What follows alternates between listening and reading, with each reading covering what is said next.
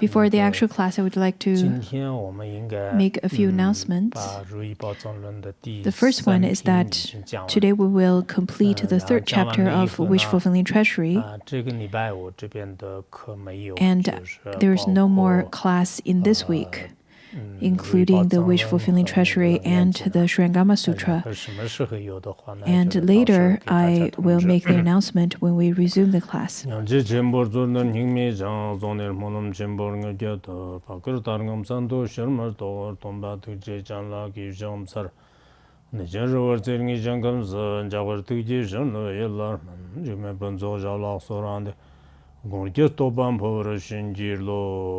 answer, past, profound, and wonderful Dharma is difficult to encounter in billions of aeons. I now see it, hear, receive, and uphold it. I vow to fathom the Tathagata's true meaning, to liberate all beings. Let's generate the supreme bodhicitta.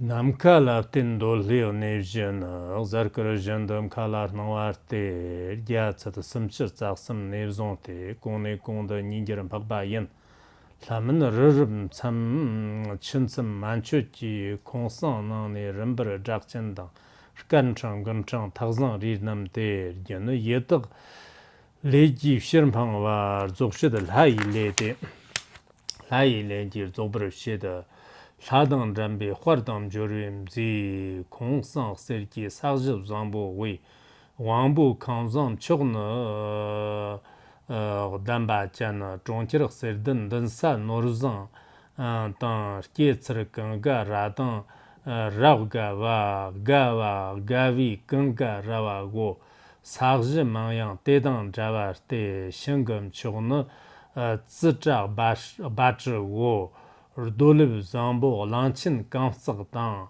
Zot Per Ka Dang Stamchog Rabnir Ro Zikim Neri Nambab Chubdan Sanktan Jivar Chimjong Che Tope Tsangri Nevzon Jeva Chivar Ro Sanktan Jipur Pirmer Rabgombe Chomjang Chembo Chi Chichirim Chokche We Machi Vani Gugman Vartagata Pagbag Ne ri namar nga go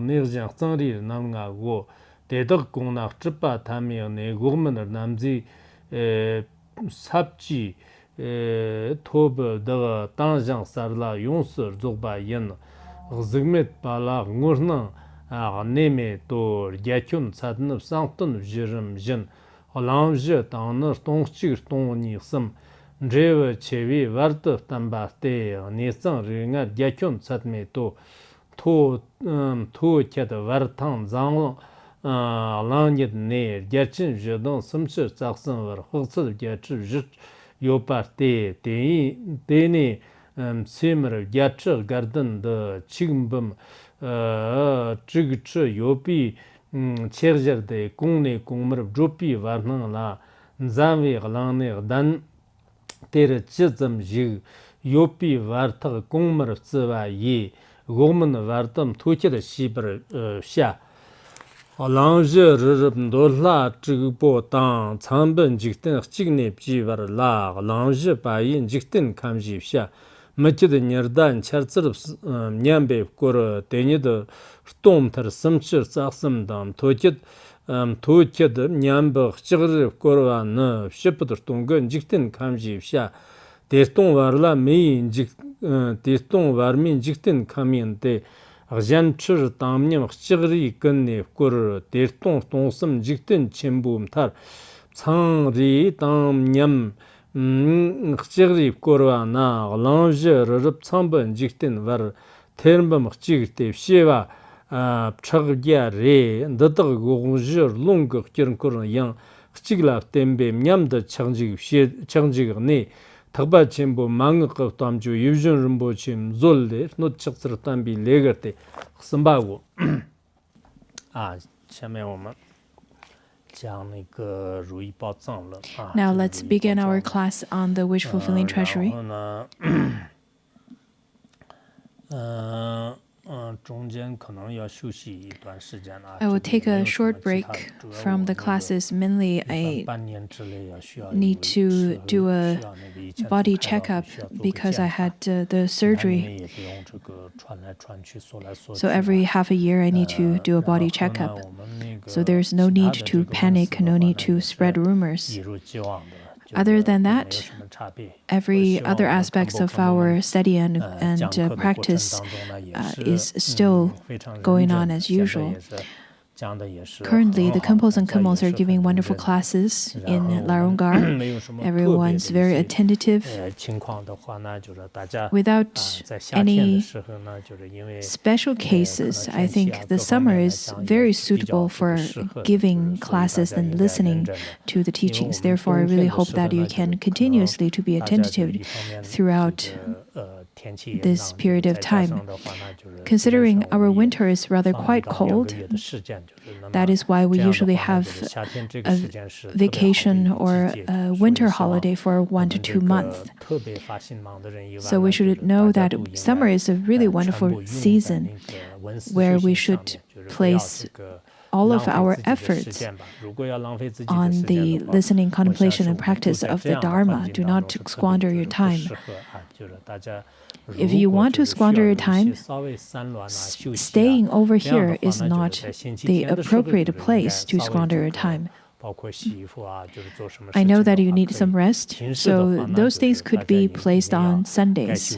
Those are the time that you can take care of your chores and take care of your livelihood.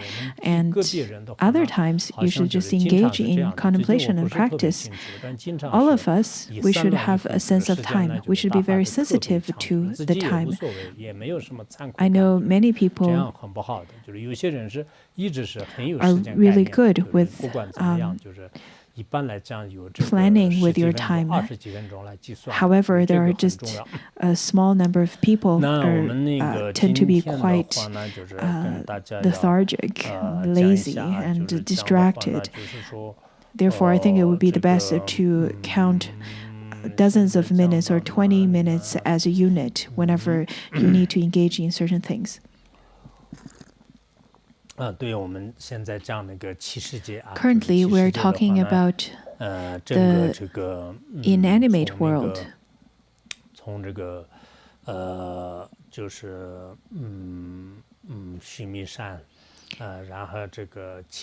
We've already talked about the Mount Sumeru, the 7 great mountains, the 4 continents, the 12 continents, and we talked about the worlds of the hell realm beings, the worlds of the prata realm beings, the worlds of animal realm and the human realm beings. Now we're talking about the world that supports the heavenly realm. In terms of the heavenly realm, there's the desire realm and the form realm. The desire realm, there's the heavens that relies on ground, which is the terrestrial heavens, and then the heavens that relies on space, the celestial heavens. In our previous class, we've already talked about how there's the 4 continents, and then on top of that, there's the 4 heavenly kings heaven, and then there's the Trishrimshas heaven. So we've covered that. Now we're going to look at the celestial heavens that take support from space rather than ground.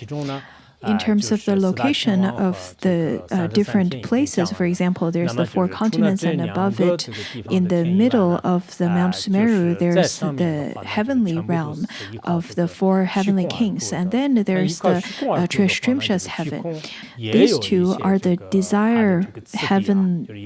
These 2 are the desire heavens that relies on ground. So these 2 are the terrestrial heavens, and then we're going to look at the celestial heavens. These celestial heavens, though that they abide in space, but there is still some distance as well as the height, the difference of height. We should understand that. Later, we will also talk about the formless realm, but since there is not much of the coarse form in the formless realm, therefore there's not much discussion over here. Later, we'll also cover a bit on that. In the verse, it says that relying on space, the four desire heavens scatters in space like the stars. It starts from the Treasury heaven, layer by layer takes the increment of twofold. Over here, we're going to mainly talk about the four heavens, that's the Yama heaven, Tushita heaven, Nirmanarati heaven, which is the heaven of joyful creation, and Paranimitta Vasavartan heaven, the heaven of robbing others' pleasure, or the heaven of mastering over others' creation. These two heavens are just like the stars or the rainbow that abides in the space, and the particular direction and the distance between the Treasury heavens is that it increases from or elevated from Treasury heaven twice of the height, layer by layer. We should know that these celestial beings live there. In fact, they have quite a bit of merit. Because of the merit that they have, though that these merits are the defiled merits, are based on the defiled virtuous deeds. However, based on their virtuous merit,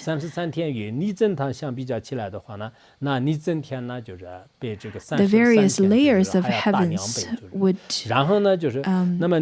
ascend layer by layer, and the distance between each is twice as the previous one. For example, the Treasury heaven compared to the Yama heaven is the distance and the space of the Yama's heaven would be twice as big as the Treasury. And then compared to the Tushita compared to the Yama's heaven, the Tushita heaven is twice as much.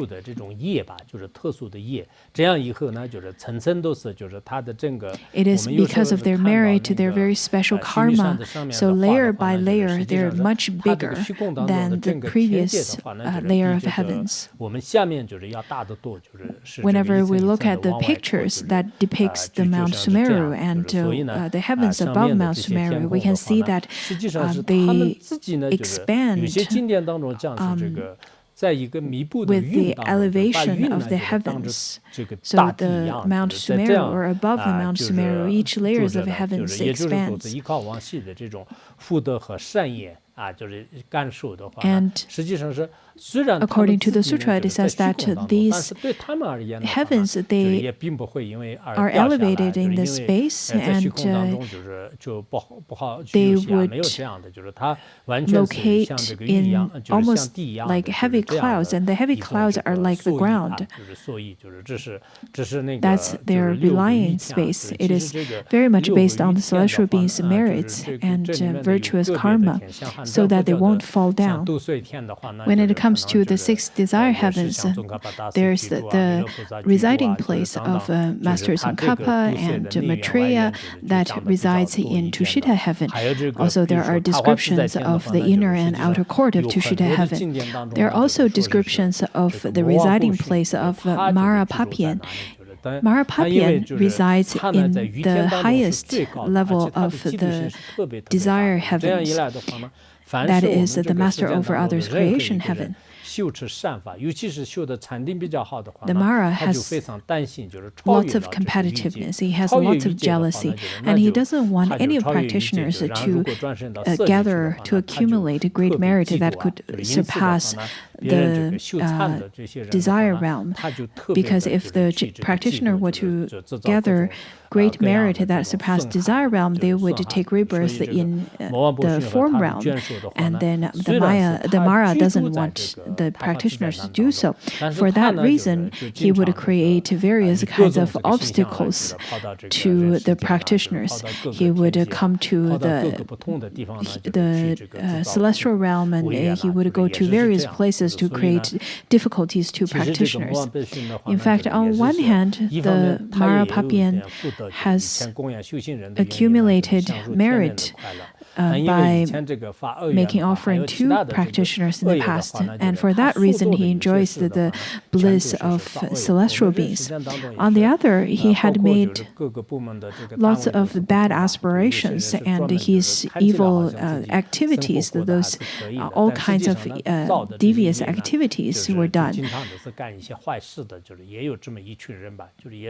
It is similar to the human realm. There are people in different departments doing all kinds of jobs. However, their activities may not be virtuous. Indeed, some of them could be quite wise. So similarly, Mara Papian also lives in the celestial realm, but he does the wise deeds. In the wish-fulfilling treasury, as you can see, that there's an extensive description on the four heavenly kings realm and the Trias heaven. But when it comes to the six desire heavens, there's very little description. Now let's look at the next one, which is on Ashura, the demigods. Well, in the textual outline, Mipar Rinpoche categorized the demigods as an additional category to the celestial beings. According to Longchenpa, indeed, he composed it in such a way as well. If we were talking about the six realms, the Asuras are not listed under the category of other sentient beings. But in Mipar Rinpoche's textual outline and Longchenpa's verses, they both categorized Ashura into part of the desire heavens.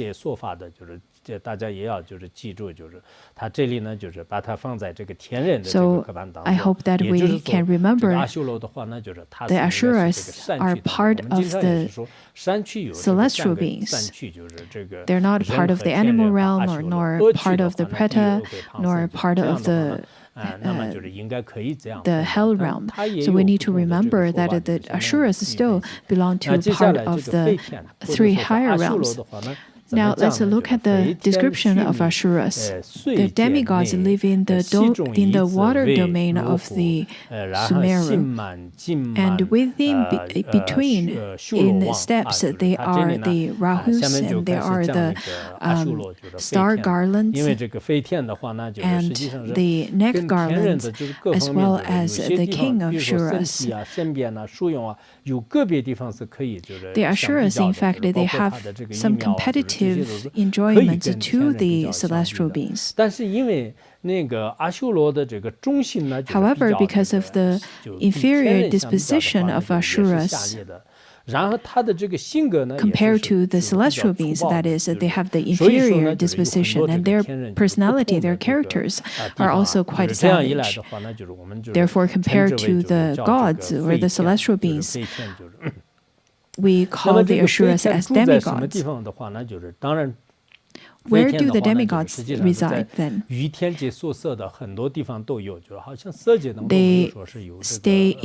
They would reside in many places of the desire heavens. It seems that the form realms, they don't have Ashuras. I've never heard such kind of saying that there are Ashuras in the form realms. They live in the lower part of Sumeru. We've already studied that the water, above the water level, there are 80,000 yojanas, and then below the water, below that line, there are 80,000 yojanas that is covered in water. In the water domain, there are the residents of Ashuras. there's then first there are different Ashuras as well. So first of all, there's the Rahu Ashura. Usually, whenever we see the lunar eclipse, we would say that it's the Rahu that is eating the moon. After that, there is the star garlanded Ashura, and then there is the neck garlanded Ashura. After that, there is also the Taksangri Gashura, the king of Rahu.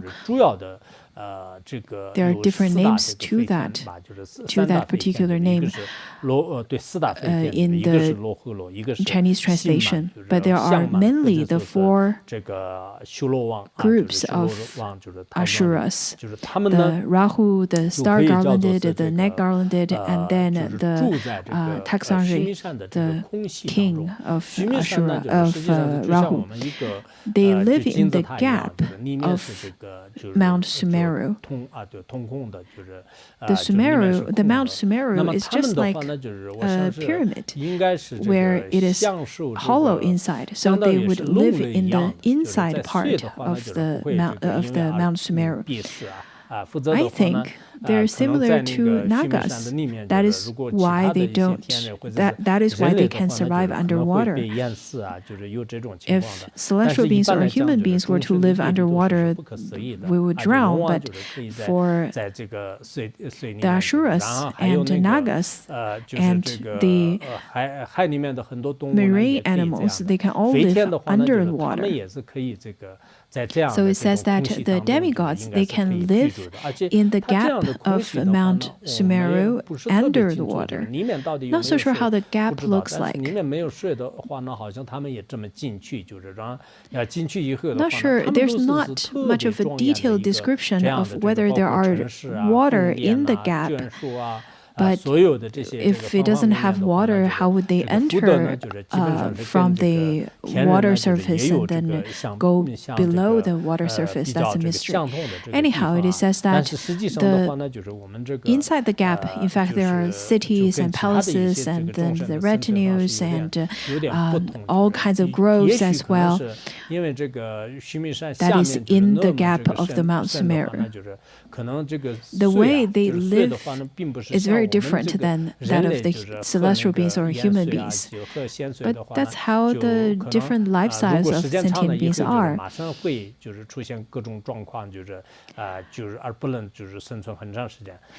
Though human beings, if we were to drink salty water, we would die. We would not be able to drink salty water.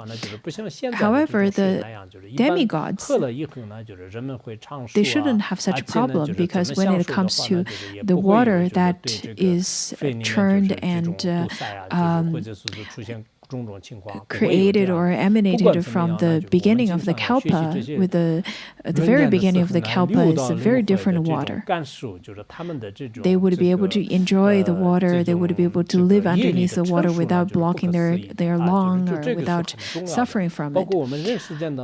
Whenever we study the teachings like such, when there are descriptions of the feelings of the 6 realms of the beings in samsara, we definitely should contemplate on how incredible and unfathomable how the sentient being's karma would come to fruition.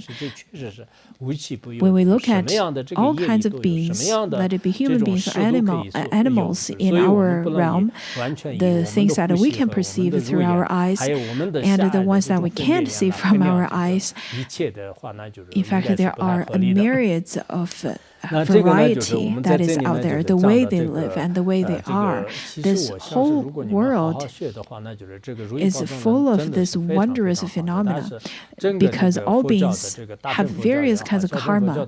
Therefore, they can accomplish any kinds of things from their points of view, but we can't really fathom from our way of breathing or our perception.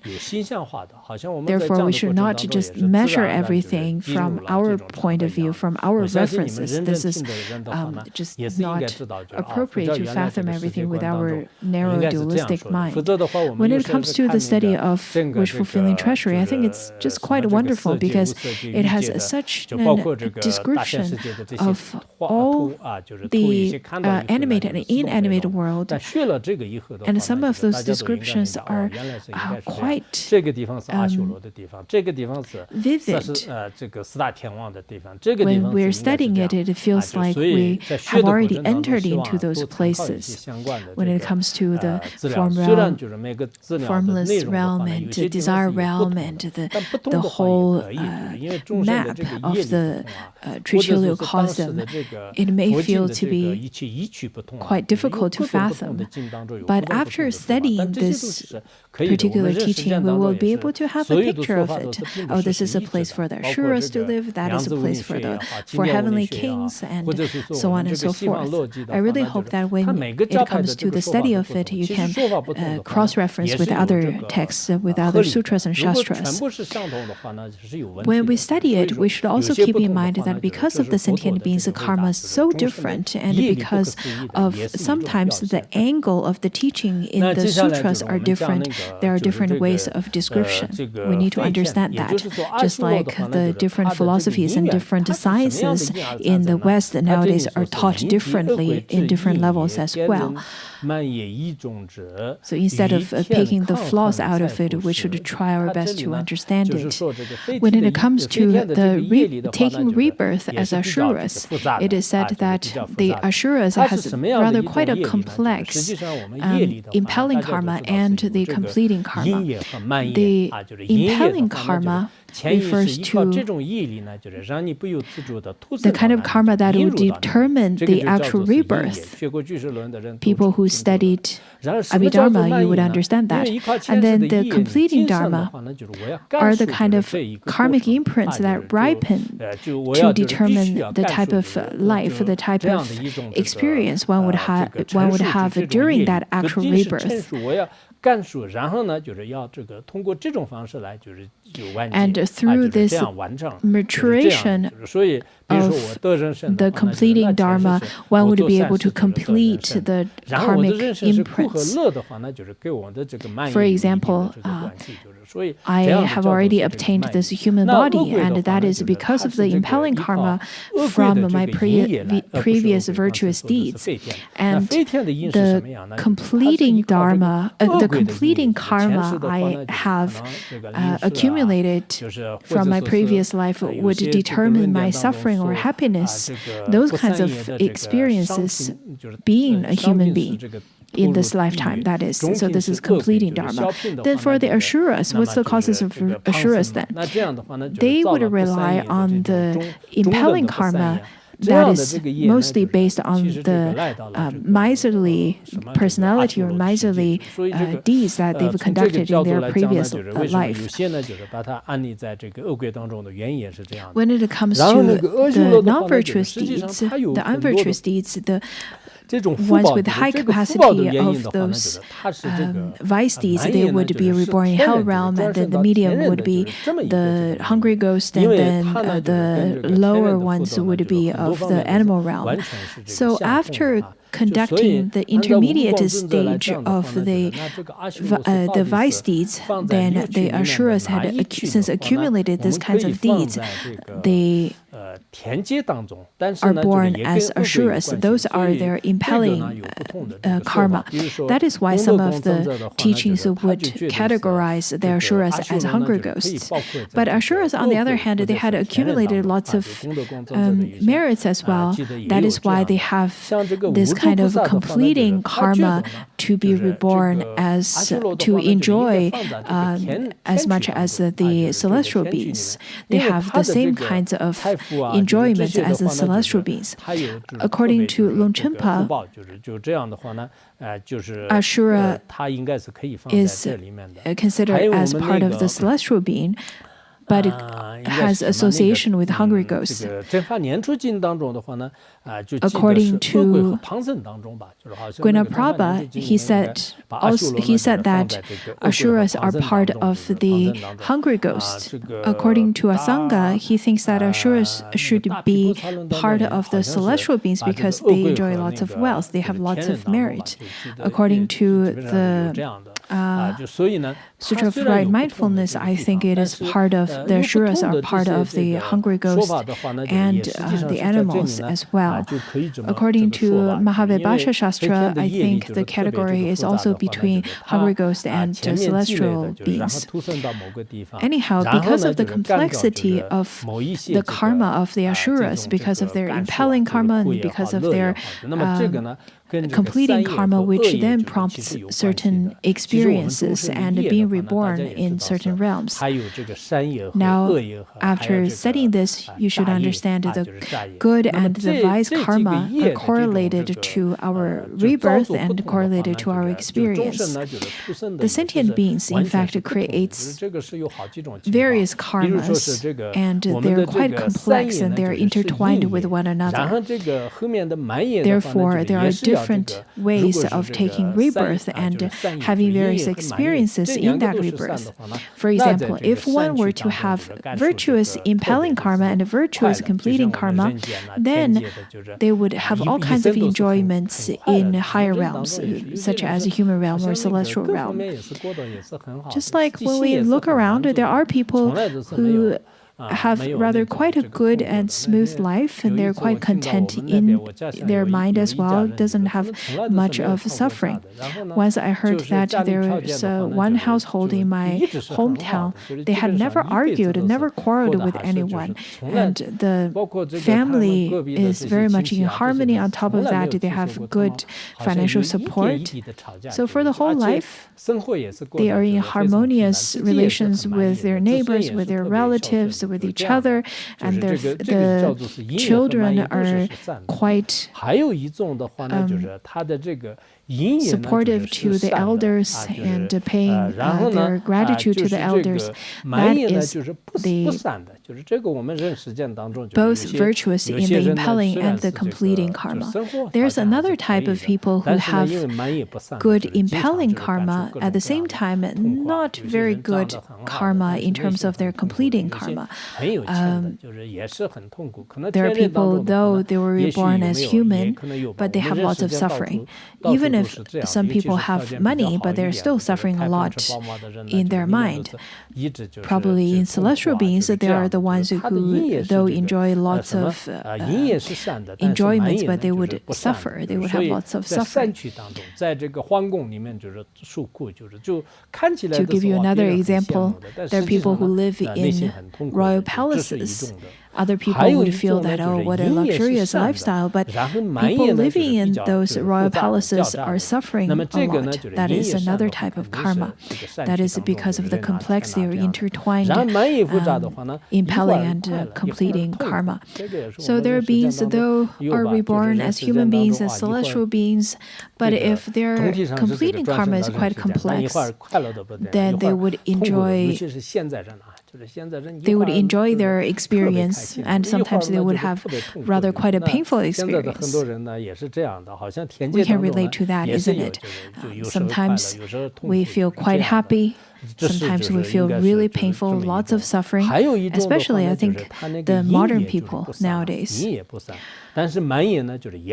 That probably would also reflect to the beings that takes rebirth in celestial realm too. They would have the alternating happiness and suffering experience. Another possibility when it comes to the karma is that there are the kind of beings that has unvirtuous impelling karma and unvirtuous completing karma. Then there are lots of beings that would suffer in the lower realms. We are quite aware of those beings. And there are the kind of beings that has the unvirtuous impelling karma, but very complex completing karma. For example, there are beings that would take rebirth in lower realms because of their impelling karma, but then their completing karma are quite complex. Therefore, they wouldn't feel happy and sometimes suffering. Just like the yaks and dogs and cats, they are the ones that's quite unvirtuous, that's not very kind. When I used to herd yaks when I was young, I noticed some yaks has rather quite tame temper. Some of those yaks were rather quite aggressive. At that time, I had never really studied much, but I would chant various mantras while herding those yaks.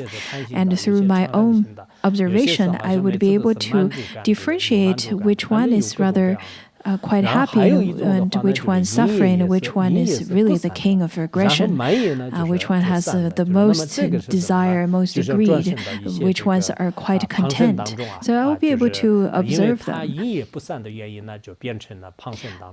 And then there are the ones that has unvirtuous impelling karma, which lead them to be reborn as the beings in the three lower realms, such as animals, but they would have virtuous completing karma.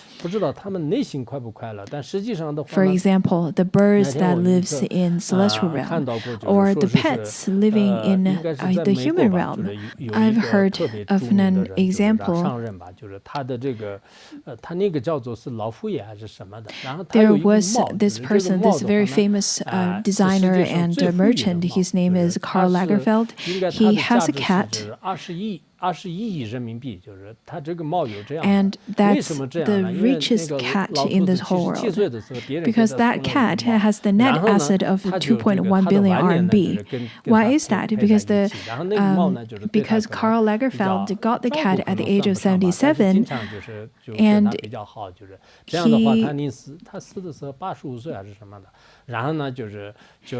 built a great relationship to that cat, and he really enjoyed the cat's company. So at the time of death, maybe at 85 years of age, he then left all of his assets to the cat because he doesn't have any other offsprings.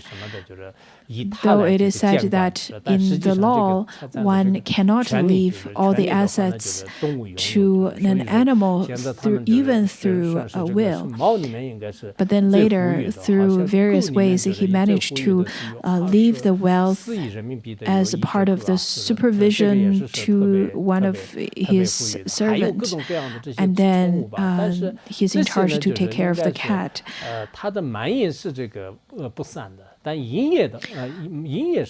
Also, I've heard that there's the richest dog that has 2.4 billion RMB as the asset. So those kinds of really rich animals, it definitely shows that their impelling karma is unvirtuous, but their completing karma is quite meritorious. Not sure if they're happy inside or not, because some pets, though living under good situation, they could have bad mood too. Anyhow, it really shows that when it comes to karma, there's the karma, the virtuous karma that would lead to the experience of happiness, and then there's the unvirtuous karma that would lead to the experience of suffering and pain.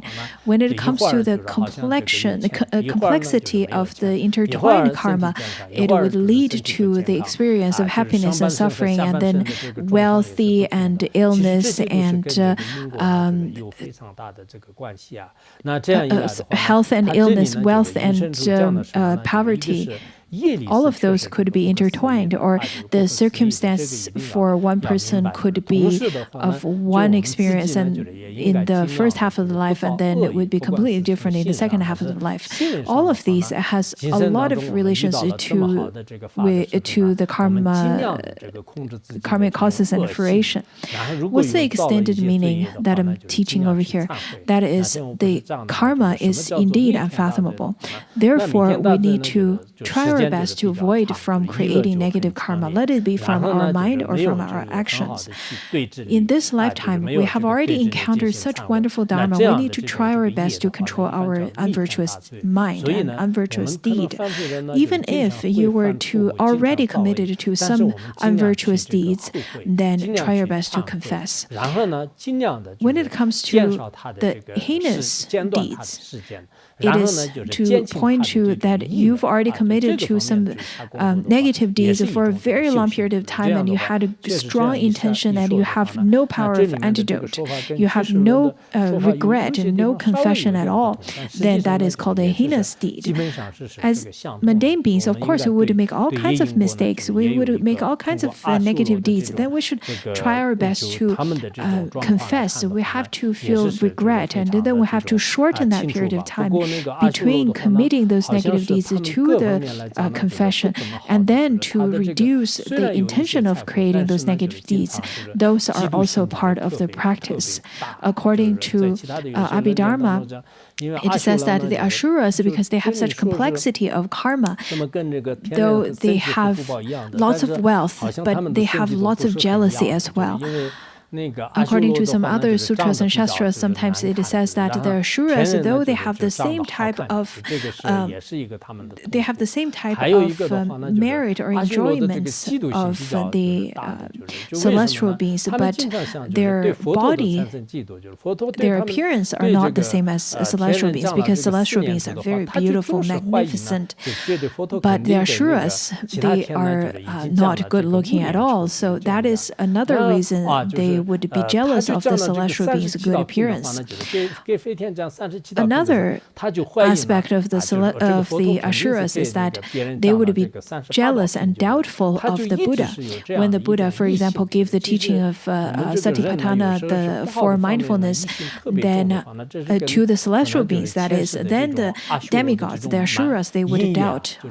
They would think that the Buddha must have, since the Buddha gave us the teachings on the four mindfulness, the Buddha must have given the five mindfulnesses to the other celestial beings, but not to us. If the Buddha had given teachings to the Asuras on the 37 qualities on enlightenment, then the Asuras would start to doubt and start feeling jealous and thinking that the Buddha must have given the 38 qualities of enlightenment to the other celestial beings. So they kept on being in that state of doubt and jealousy and discontent.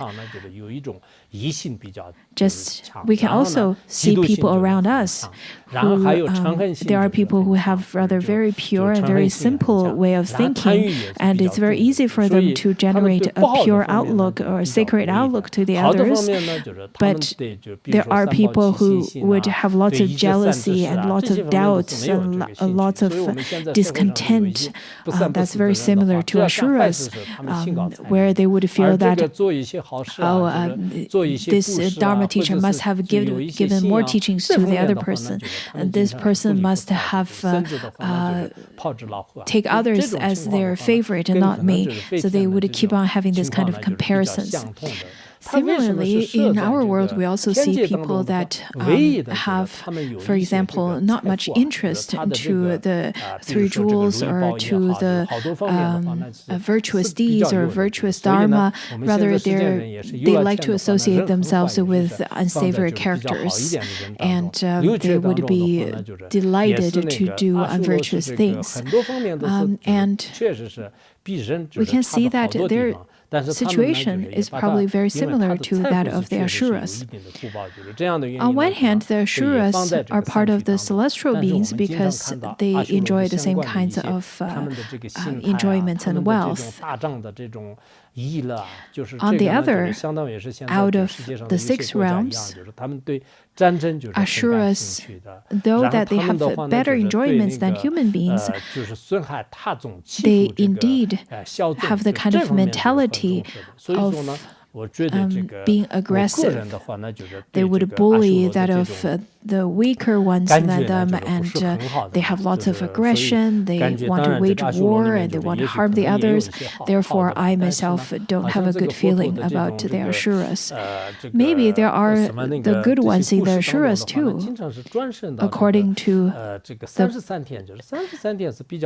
stories of the Buddha, we see that the Buddha often would take rebirth to the Trishrimshas heaven. I think the Trishrimshas heaven comparatively is pretty good because people who tend to practice more virtuous deeds, they would be reborn in Trishrimshas heaven. The celestial beings who often listen to the Dharma from the Buddha often would descend from Trishrimshas heaven as well.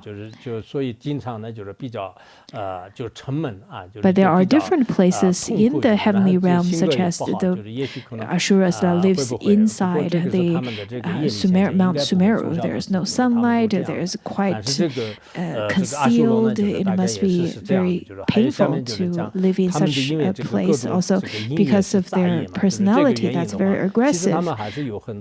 Then they probably would have lots of pain, lots of suffering. Those are all part of their complexity of the impelling karma. At the same time, they also have lots of merit. Let's look at the meritorious fruition. A meritorious aspect of their karmic fruition.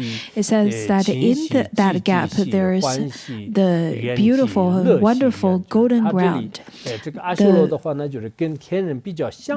the palace that is the supreme instruction palace. So Asuras have some similarities to the celestial beings. For example, the celestial beings have this wonderful architectures. They live in this wonderful environment. For example, the magnificent palaces and the beautiful groves and so on. And those kinds of palaces and groves are also in the Asuras' place. For example, the celestial beings have the Supreme Victory Palace, and Indra has the for example, Indra has the Supreme Victory Palace, and then the Asuras, they have a similar palace that is called the Supreme Instruction Palace or Supreme Instruction Hall. Also, the celestial beings have the Rise of Victory City or the Shuddhashana City, and then the Asuras have the Retaining of Gold City. The celestial beings have the Dome of Excellent Dharma, and they have the Dome of Excellent Wealth. It's almost similar to how certain brands would like to use some part of the words of the famous brands to steal some of their name. So it's very similar that the Asuras would share similar names and similar cityscape, similar city planning to the celestial beings. The celestial beings have the four groves, and the Asuras also have the four groves. That's the groves such as Pleasure Grove, Extremely Joyful Grove, and All Joyful Grove. Those are the places that the Asuras would go to for pleasure, for enjoyment. According to the Mahavibhasha Shastra, the names are a bit different in terms of the names of the grove, but it is said that they have the similar ones. Other than that, there are a few other similar places. For example, the names of, for example, they also have different bases. The names of the bases are the same to the grove. The Zeja Baju tree is the most supreme. So other than the four groves, the celestial beings, if you remember the celestial beings, they had four grounds or four bases outside of the four groves. Similarly, the Asuras also have those four grounds or four bases. The celestial beings has the four, such as the numerous chariot and savage and the variety and joyous grounds. And the Asuras has the 4 grounds. Asuras have the 4 grounds. That's pleasure grove, extremely joyful, and all joyful grounds. Those are the 4. The celestial beings has the wish-fulfilling tree or the great fragrant tree. The Asuras have the Zijabadro tree. Zijabadro tree is the tree that would bestow all kinds of cities according to their wishes. On top of that, the celestial beings has the armor rock underneath the wish-fulfilling tree, which is soft and gentle and pleasant, that large rock. So the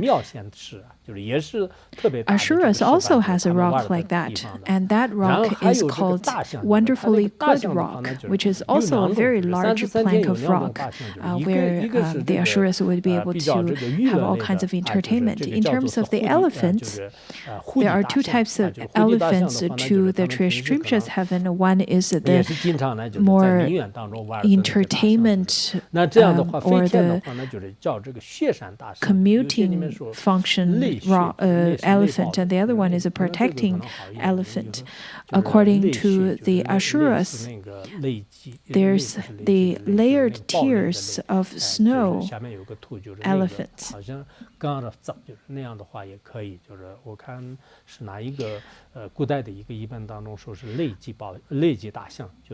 I remember that one translation specifically says that it's the many-tiered elephants. That's the translation in Chinese. So these elephants are mainly for entertainment, for amusement. Just as whenever we look at people riding elephants in parks or amusement parks and so on. And then in the celestial realm, because they have to go on to the battle with the Asuras, therefore the celestial beings, they also have the protecting elephants, which is called the extreme strength elephant to the celestial beings. For the Asuras, for the demigods, they also have those battle elephants, and the battle elephant's name is difficult to bear or invincible elephant. Because they are great, they are very difficult to bear, difficult to fight with, so this is called the difficult to bear elephants. And then in the celestial realm, there are the cloud force horses. According to the biography of Avalokiteshvara, there's the description of that.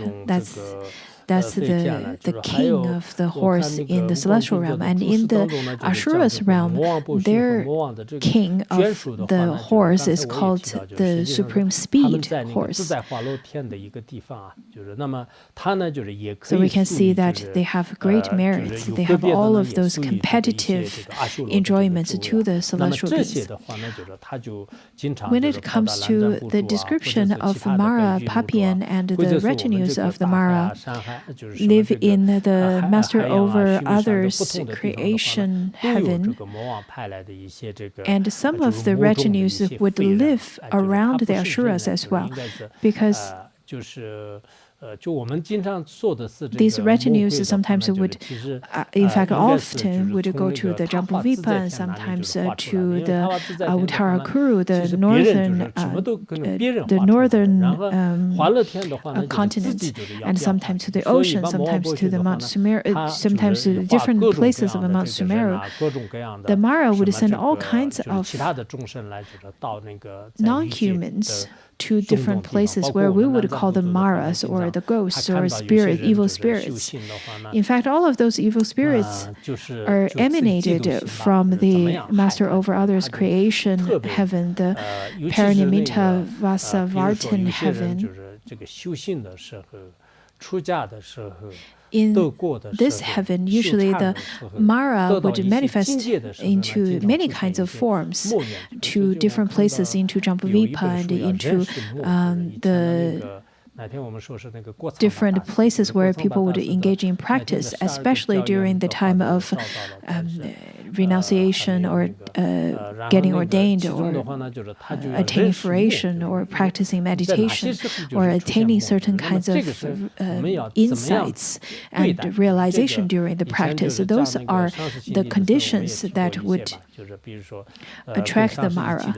So when I read a book, I remember there are 12 teachings given by Gautama that he taught on how to recognize the Maras. When I was given teachings of the Lama Ningti, I also talked about when one is with one's Lama. If one were to generate a wrong view to the Lama, that means the Mara is there. Then that's the time to know, oh, I am under the influence of Mara. At that moment of recognizing it, the Mara Papian would run away immediately. So once you see that there's a thief stealing something, and then once the owner recognizes that or see that, the thief would run away. So it's quite important for us to recognize the Mara during our practice. If we were to be very diligent, if we were to practice very well, that's the time the Mara and their retinues would start to create all kinds of obstacles and harm. On the contrary, they would be extremely happy when we're lazy, when we're not practicing, when we're distracted.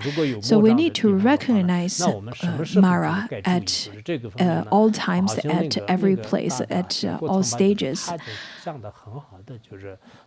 I remember the teaching given by Gautama is really wonderful. So later we'll see if I will have time to translate it and give teachings on it. Now we've completed the teaching on the desire realm. Today the class will be a bit long. Usually my teaching is not that long, but today because we have lots of content, so it's going to be a little bit longer. But we shouldn't just brush it off by going through it very quickly.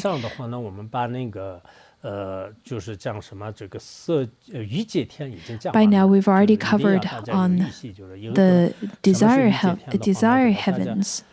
I hope that you can review it again and again so that whenever you think of it, even by closing your eyes, you will remember the various heavens in the desire heavens. The next one, we're going to talk about form realm and the heavens in the form realm. And then later, we're going to talk about the formless realm. So in terms of form realm, the form realm is above the desire realm. You should know that the form realm has 4 dhyana heavens. So the 1, 2, 3, 4 dhyana heavens. And to further divide them, there are 17. Some said it's 17, some said it's 18. Even in different editions of this wish-fulfilling treasury, the Digger version says that it has 17 and the other version says 18. I can't really remember, but I think in Larungar we printed 7 treasuries before, and in that one it says it's 17. There are other versions where it says 18, but it's not too much of a difference. So in the form realm there are 17, the 4 dhyanas, and in between them the small, medium, and great, all the way from the heaven of Brahma to the unexcelled heaven. Those of you who studied Abhidharma, you would be very clear of this. The karma that leads to rebirth of the form realm is the defiled dhyana, the defiled meditation, and loss of merit. And then to be reborn in the 17 form heavens. is because of the different practices of the 4 dhyanas or different levels of the meditation into the 4 dhyana levels. In terms of the meditation, it could be divided into the small, intermediate, and great, and then the small could be divided into the small of small, small of intermediate, small of great, and then there's the intermediate of small, intermediate of intermediate, and intermediate of great, and then the high and the mid and low, and then there's the high of low, high of medium, and high of high, and then so on and so forth. So it could be divided in such a way. And people would take a rebirth into the various dhyana heavens based on their insights from the low, mid, and high, or small, mid, and high meditative experience. Those who studied the gateway to knowledge, you probably would remember those verses of memorizing the different names of the heavens. Now let's look at the different heavens. In the first dhyana, there are 3 heavens. There's the heaven of Brahma, priest of Brahma heaven, the great Brahma heaven. And in the second dhyana, there's the clear radiance, the immeasurable, and the lesser radiance heavens. And then the third dhyana includes the 3 heavens, the less virtue, immeasurable virtue, most extensive virtue, and in the 4th dhyana there is the cloudless, the increasing merit, and great fruition heavens. So those are based on the people's level of their meditative experience and their dhyanas. Out of the 4 dhyanas, the great fruition dhyana heaven is the highest of the mundane beings' heavens, or the mundane beings' birthplace. By calculating it, now we can see that out of each dhyana there are 3 heavens associated to that. So according to each dhyana's so each dhyana is the various levels, the 4 different levels of meditative experience, and associated to each of them there are 3 heavens based on the low, intermediate, and high capacity of that experience. Therefore, altogether there are the 12 dhyana heavens. These are all the mundane beings' worlds. Of course, some of the bodhisattvas, they would make the aspiration to be reborn in the 4 heavens in such a way, but the majority it is because of the sentient beings with the defiled dhyanas, defiled meditative experience that would take rebirth in here. And then above the 12 heavens that's associated to 4 dhyanas, there are the 5 pure heavens. So the 5 pure heavens are the residing place of the noble ones. According to the Theravada tradition, those are the noble ones who had attained at least the 3rd level of fruition, which is the fruition of no returning, and the arhats. And then for the Mahayana tradition, then it is to the residing place of the noble ones, which are the bodhisattvas. How do they take rebirth to the heaven realm? According to the Abhidharma, especially in the 8th chapter on the Bodhagala chapter, it talks about the practice that takes turns of the defiled and defiled practice, which is a little bit different than here, but when it comes to the 5 pure heavens, the way we should understand it is that during their practice, the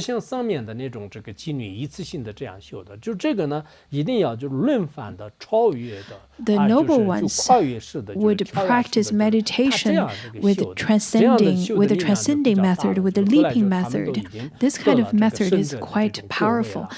By practicing in such a way, people had attained the fruition of the noble ones. For example, if one were to practice by alternating the 1st dhyana and the 4th dhyana, then this is called the lower capacity to practice. This could lead to the rebirth of the slightest heaven. And then the second one is by combining both the first and second, and then alternated with the fourth dhyana. That is the medium capacity practice, which would then lead to the without distress heaven. The first, second, and third dhyana all combined together, and then combined with and making alternation with the fourth dhyana. If I were to practice continuously in such a way, which would directly transcend the fourth dhyana, but the fourth dhyana is still needed, according to Abhidharma, it is said that this kind of a pure mind,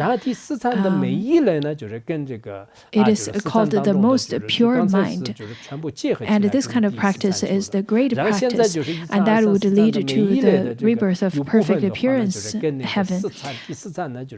And then the second, third, and fourth dhyanas, meditative experience along with the fourth dhyana to alternate. This is the great practice, and then that would lead to the extreme insight heavens. The fourth dhyana, along with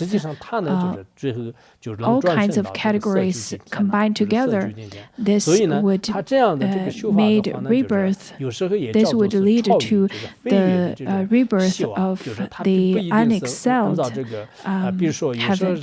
So this kind of transcending practice, this deeping practice, means that one does not necessarily practice according to the steps. For example, the first, the second, and third. Rather, it is leaping from one to another, leaping from the smaller capacity to the higher one directly, and that is how they could enforce their practice and could transcend.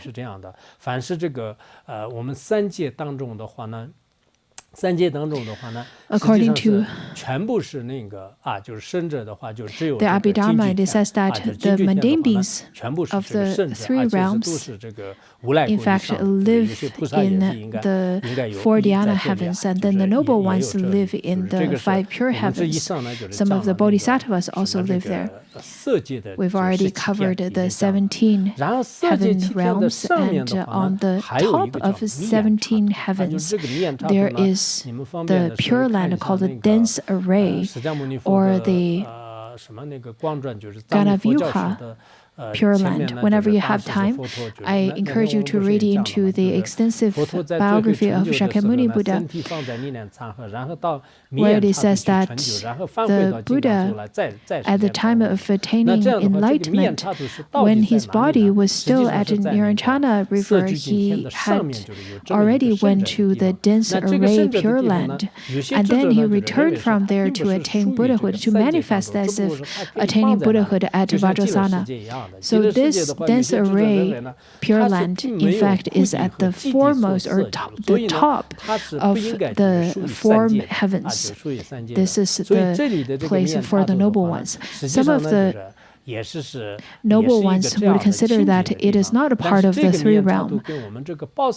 It is almost like a pure realm, or the pure world, like Sukhavati, because it is not a part of the domain of the suffering, the truth of suffering and the truth of accumulation. Therefore, it is not part of the three realms.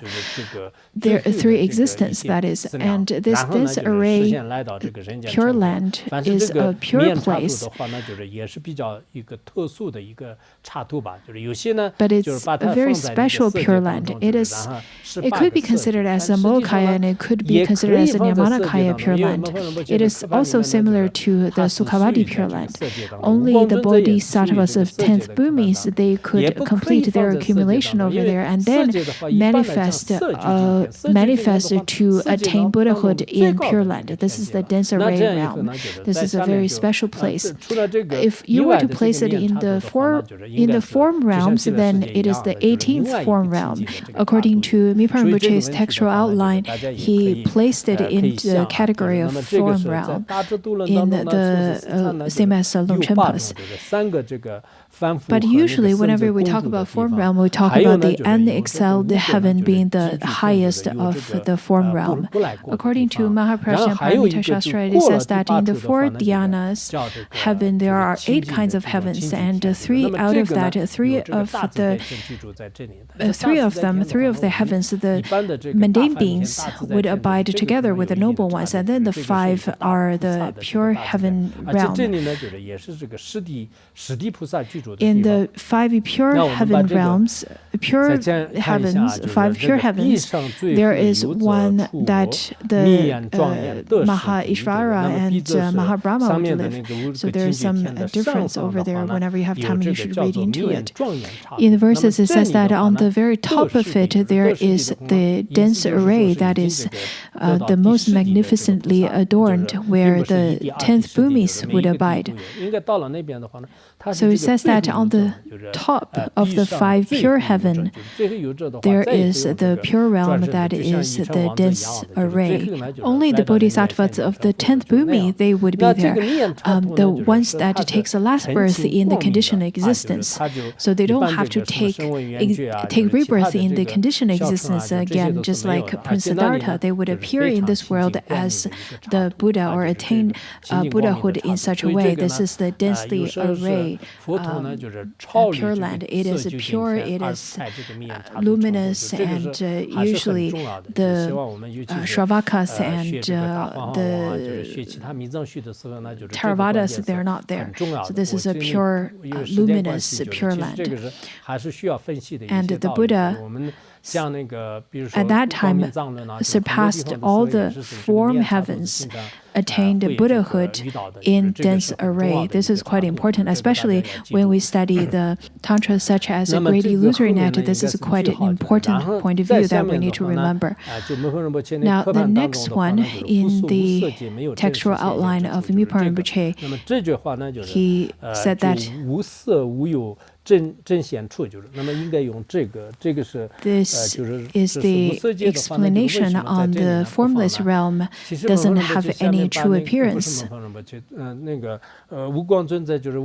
Longchenpa over here states that the formless realm, though that they also have various kinds of spaces. However, because there is no form, therefore there is no place for it to be contained. Though that there is a place for it, but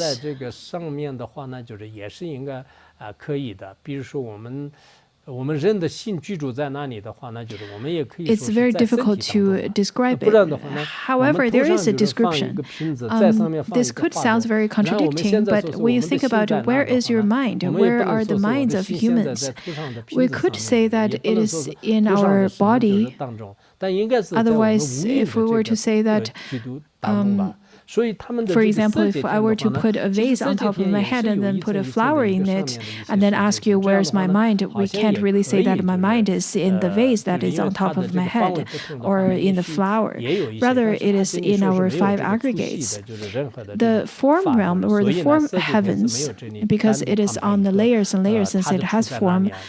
And then on top of that, the formless realm is on top of the form heavens. The formless heavens, they also have the name for the residing place, that is the space. There are different layers of the space, and we're going to look at the names of it too.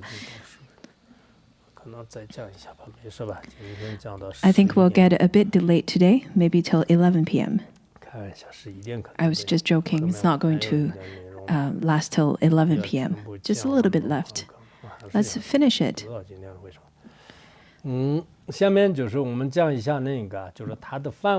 Now let's look at the range. The range of the form heaven. The size of the heavens in the form realm. It says that the range of the four dhyanas are stated as follows. The four continents of 1,000, 2,000, 3,000 extends all the way to the great fruition heavens, and then the five pure heavens are of infinite. Previously, we've already covered on the form heavens, or the heavens in the form realm. Let's now look at the size and the range of the heavens in the form realm. When it comes to the first dhyana heaven, the range of the first dhyana heaven is just like the size or the range of the four-continent world. The four-continent world doesn't just refer to the Jambudvipa and Udharakuru. It doesn't mean just the four continents.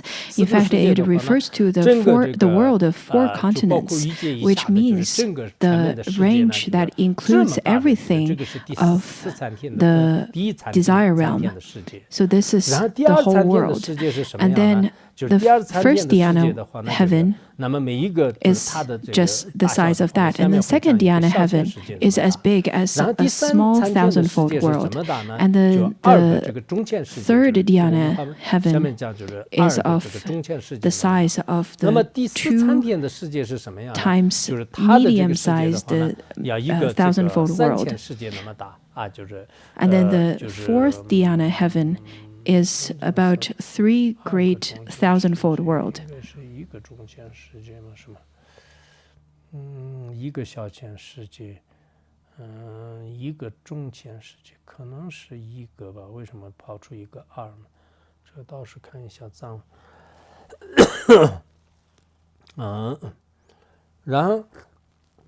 Let's look at the 5 pure heavens.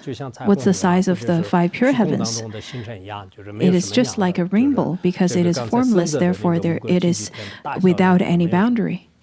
How about the height of them? How about the height of the heavens of form realm? Previously, we've already talked about the area, and then let's look at the height. It started off from the Jambudvipa and all the way to the 4 protectors, 4 heavenly kings' heaven, and then the Treasury heaven. There are 40,000 yojanas altogether. There are 2 aspects in terms of height.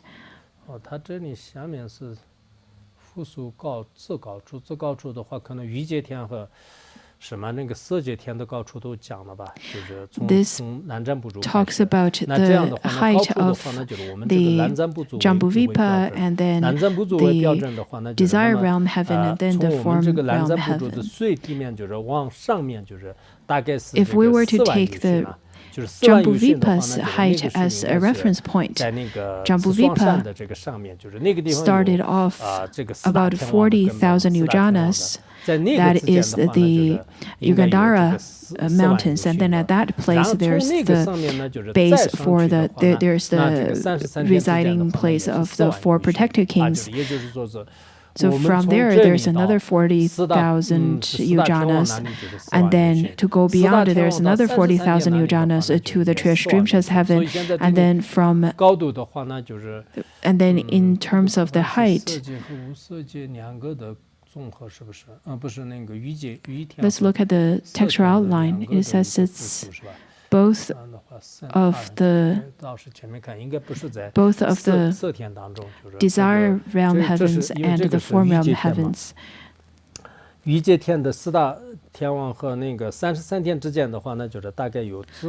the desire realm heaven to the 4 heavenly kings heaven and then to the Treasury heaven, that's the distance in between, that's the height. And then it layers up from space. The way that is calculated is a bit different. To the twins heaven, it is 80,000. To the Tushita heaven, it is 16,000. Step by step, it then enters into space, all the way from Jambudvipa till this place.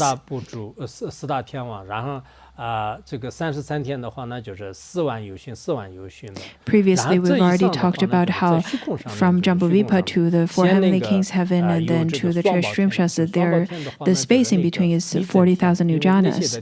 To ascend further, then there is the twins heaven. The twins heaven is another name for the heaven without distress. It is named in such a way is because the celestial woman over there has twins, and the twins would naturally emanate in the embrace of the Devis because of their aspiration. It is said that from the Treasury heaven to the heaven without distress is 80,000 yujanas. This is a little bit different than the previous calculation.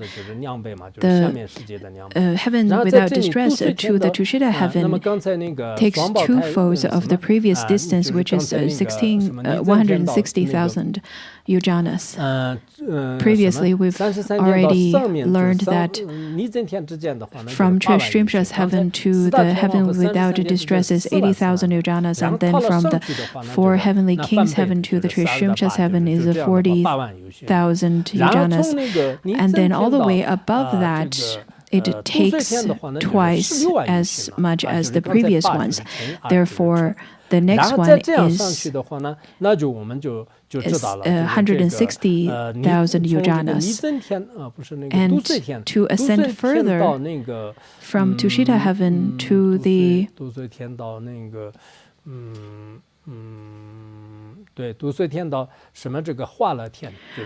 Nirmanarati heaven, that is 320 yujanas.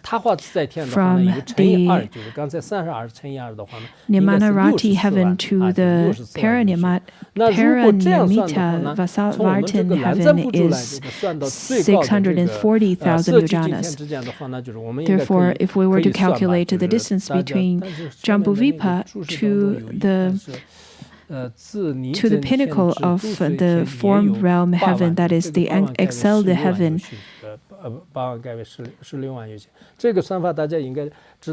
we would be able to come to that calculation. From Jambudvipa to Treasury heaven,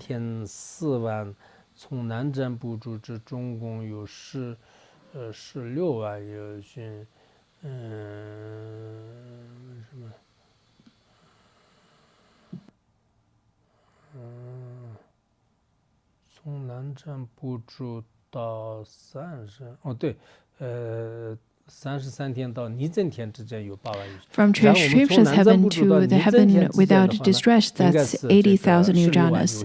From Jambudvipa to the heaven without distress is 160,000 yujanas.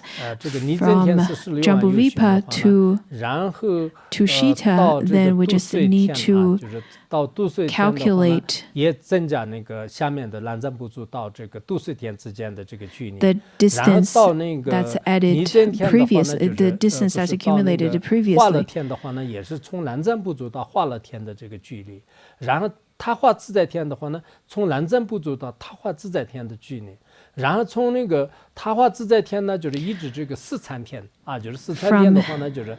Nirmanarati heaven to the fourth dhyana heaven, between each of the heavens, the distance would be twofold of the previous ones. For example, the Nirmanarati heaven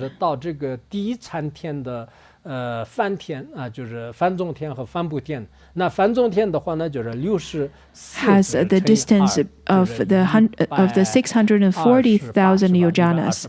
Then from the first dhyana,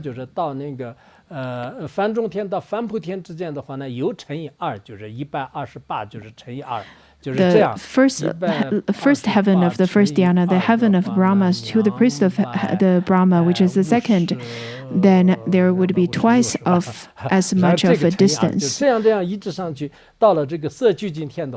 which is 2,516,000 yudanas.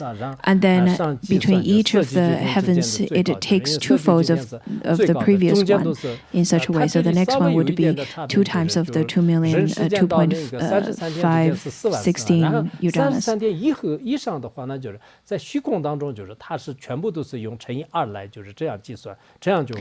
Therefore, if you want to know the distance between our human realm to the unexcelled realm, which is the pinnacle of the form heaven, then you can calculate how many yudanas there is.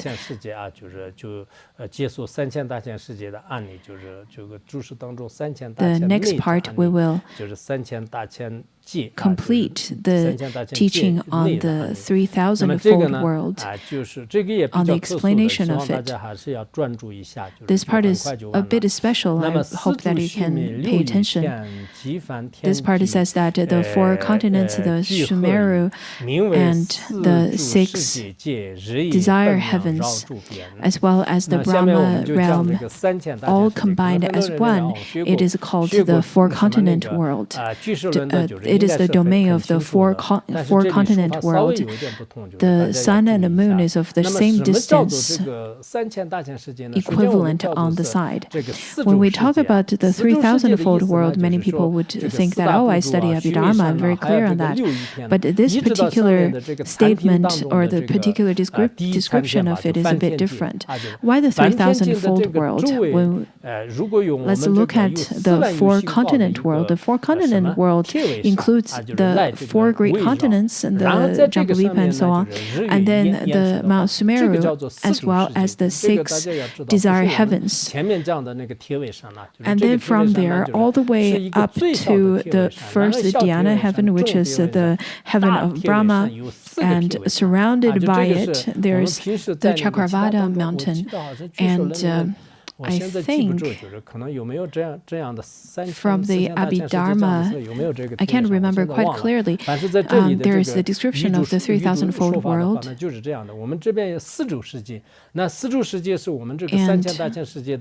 it says that the 4-continent world is the basic unit to calculate the 3,000-fold world.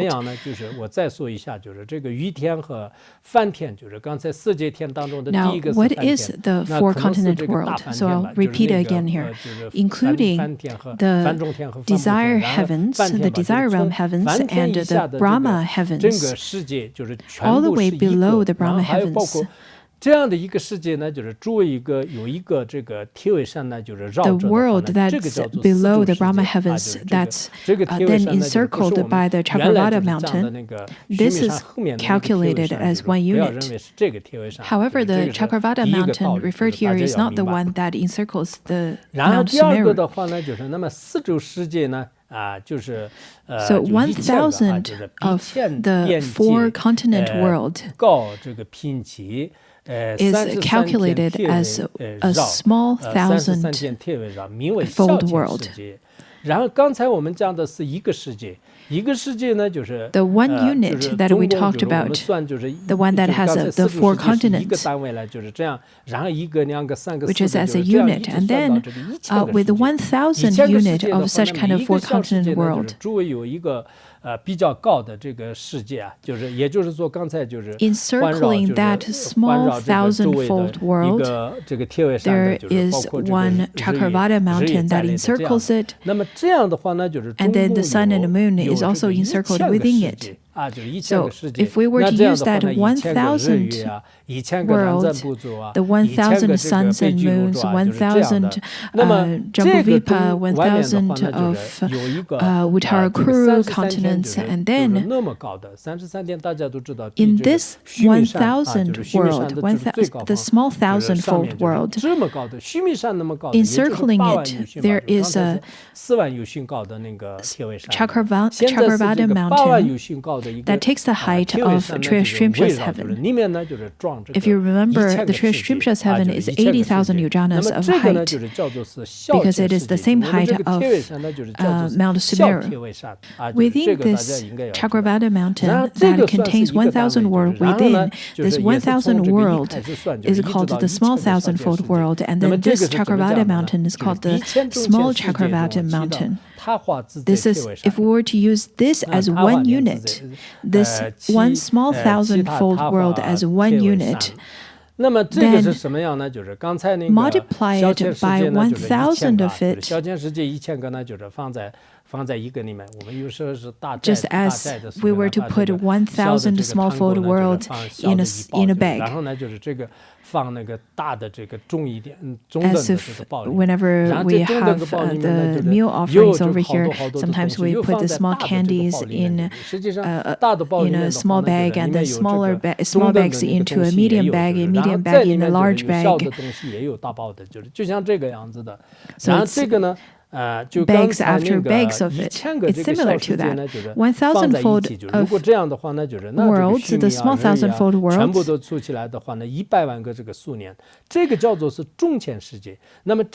if we were to count this 1,000-fold world as one unit, and 1 million of them all together, 1 million of those small thousandfold world together is called a medium thousandfold world.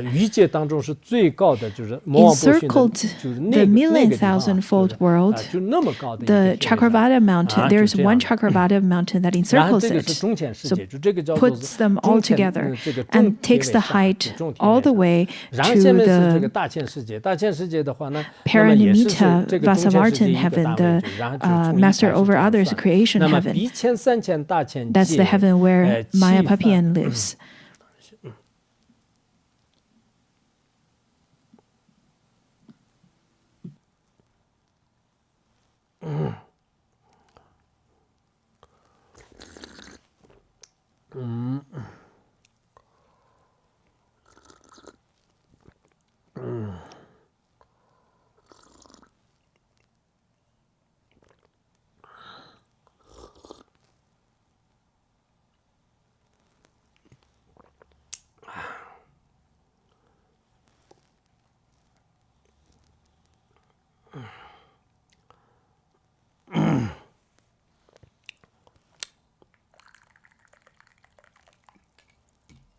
So this medium thousandfold world encircled by the medium Chakravarti mountains is called the medium thousandfold world. And using this medium thousandfold world as one unit and multiply by 1,000, then this 1,000-fold of medium thousandfold world encircled by a large Chakravarti mountain, this large Chakravarti mountain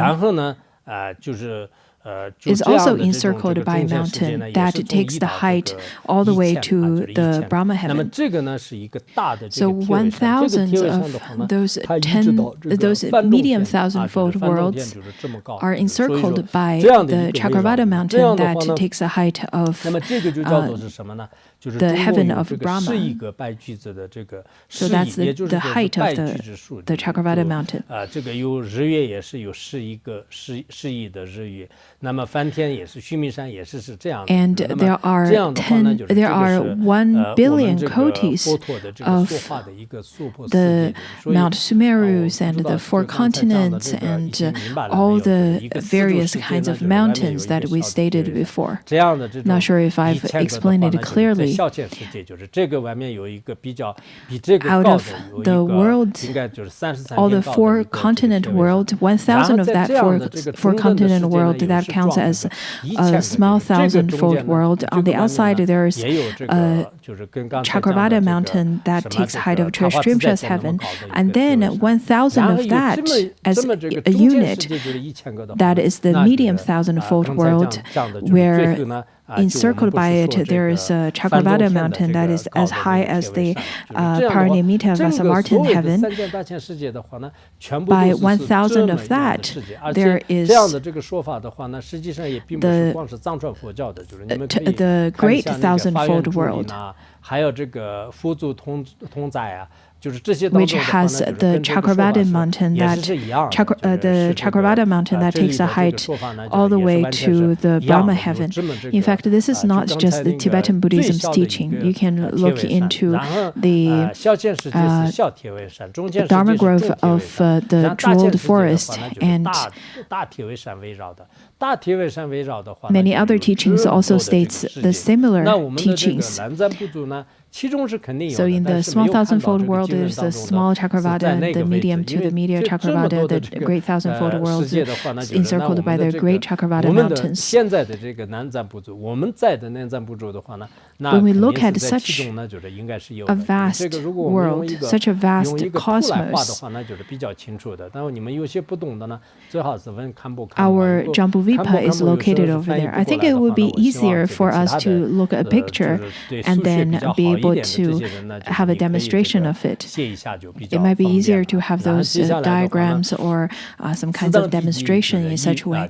To continue, in the verse it says that underneath all of that, the base is the wheel of wind.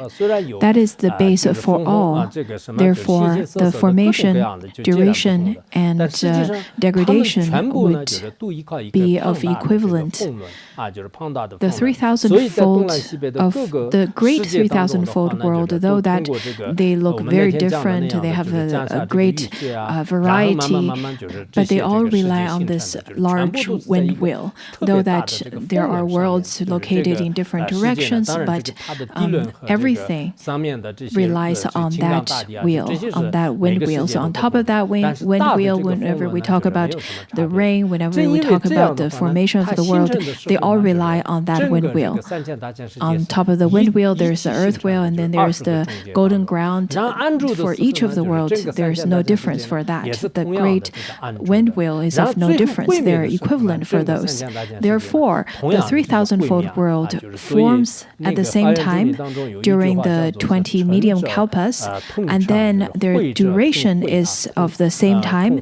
The degradation is at the same time as well. Therefore, according to the Dharma grove of the jeweled forest, it says that at the time of formation, they all form. At the time of duration, they all endure, they all abide. And the time of degradation, they all degrade. That the reason behind that is because they all rely on the same wind wheel. So at the time of duration, at the time of formation, at the time of degradation, they would all happen at the same time without any exception. What's the deeper reason behind that? It is because of our collective karma. It is because this vast world, in fact, is the pure land that's emanated by Nirmanakaya Buddha. Previously, we talked about the Saha world. Why is it called the Saha world? Because the 3,000-fold world is Shakyamuni Buddha, the Nirmanakaya Buddha's manifested world.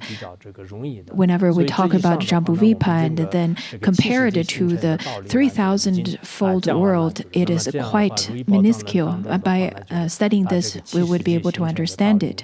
Now we have already completed the third chapter of Wish-Fulfilling Treasury, and after this we should be able to understand how the inanimate world forms.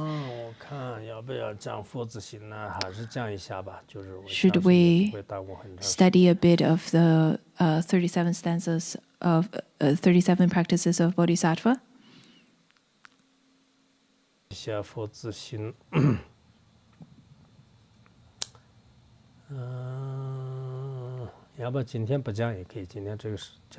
Maybe not today, because we probably already had a very long class, and usually we will have the 37 practices of a bodhisattva. We will continue it from next class. Now we've completed the third chapter of Wish-Fulfilling Treasury. We've also completed the first two chapters of 2 volumes of the Shrangama Sutra. We still have lots of sublime teachings to cover in these 2 teachings. May the Dharmapalas grant us a blessing and protection so that we can complete the teachings in this year.